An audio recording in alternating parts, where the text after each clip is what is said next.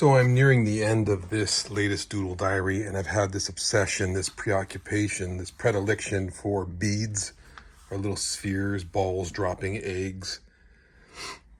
And last night I went pretty far, and I got to, maybe this is, I think this might be upside down. Excuse me. So I'm doing all these little beads, right? These balls in these intricate machines or contraptions. And the final one I did last night. Well, no, actually, no, it wasn't the final one. I wanted to do one like this, right? I had this idea of having red beads and gems and jewels on against black and then against red, right? And it looked very Luciferian or something, very dark.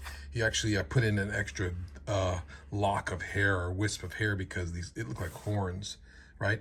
And then I just had this and the string here and these oval shapes, right? And then I added in this collar and I drew these lines to make it like fabric, okay? So I did that last night, and that was in my mind, right? Black beads or buttons or and clothing. This is a close-up of someone's chest, right? And this is the chain coming down. All right. This morning I continued with the art, with the doodles, while listening to C3PO's Golden Calves channel, Solve the World. I think it's called Part 20, and they get into Willy Wonka. It's really fascinating stuff. I really enjoyed his analysis of the Mad Max trilogy, the 28 Days Later trilogy, and Mega Man. There might be another one in there I'm thinking of. I haven't followed the 28 Days series, the last couple of movies, but it was cool to see him decode those, right? So anyway, I'm watching the newest one this morning, Part 20. Well, actually, I'm not sure it's the newest. It might be the most recent, Part 20. And he starts talking about Willy Wonka. And I had this revelation with Veruca Salt, the character Veruca Salt, that he mentions. Her hands being the Kraken. She is the Kraken coming through the firmament, right? And Veruca Salt, the band, it instantly comes to me. Their second album was called 8 Arms to Hold You. And it's basically a Kraken on the front in the cosmos. You can see the gold stars, and it has a five jeweled crown. Okay.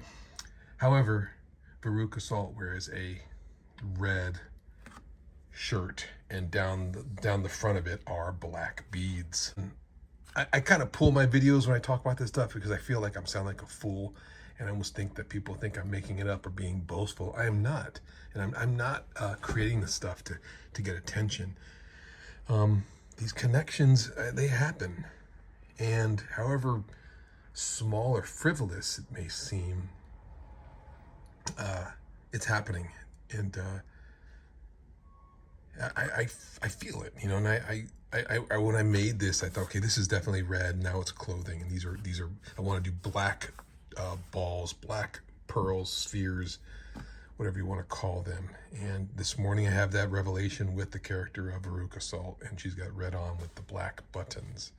Anyway, this one's almost done, and I want to share it at some point. Thanks for listening.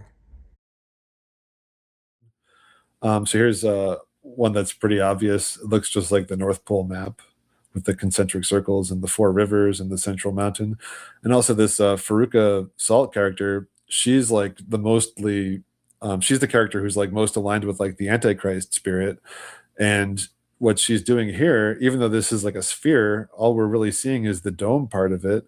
And she's literally breaking in through the top of the dome and reaching in. So like the hand reaching in is like the tentacle fingers, like the Kraken. And I get this, you know, I think this movie is this, you know, subtly symbolic.